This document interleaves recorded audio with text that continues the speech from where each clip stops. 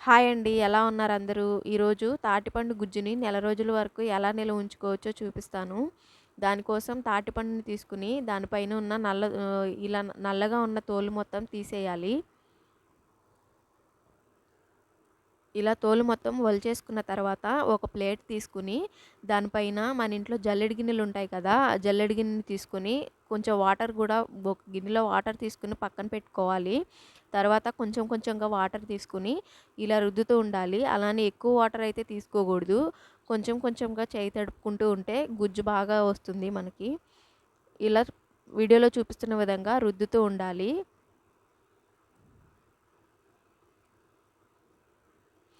తాటిపండు అనేది మనకి చాలా హెల్త్‌కి చాలా మంచిదండి. ఆహ్, ద ఆహ్, చూసారు కదా! ఇలా మొత్తం గుజ్జంతా వచ్చే వరకు రుద్దుకోవాలి.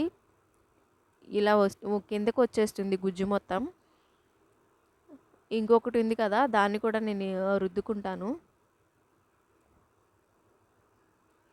తాటిపండు అనేది మనకి సీజనల్‌గా దొరుకుతుంది కాబట్టి, మనకి ఇది చాలా హెల్త్ బెనిఫిట్స్ ఉన్నాయి దీనివల్ల. ఆహ్, ఇ ఇలా గుజ్జు తీసుకొని నిలవ ఉంచుకొని మనకెప్పుడు కావాలంటే అప్పుడు మనం ఏదైనా చేసుకోవచ్చు. ఇడ్లీలు కానీ, తాటి రొట్టె కానీ, తాటి బూరెలు కానీ ఇలా ఎన్నో చేస్తూ ఉంటారు. నేనైతే తాటి బూరెలు చేద్దాం అనుకుంటున్నాను.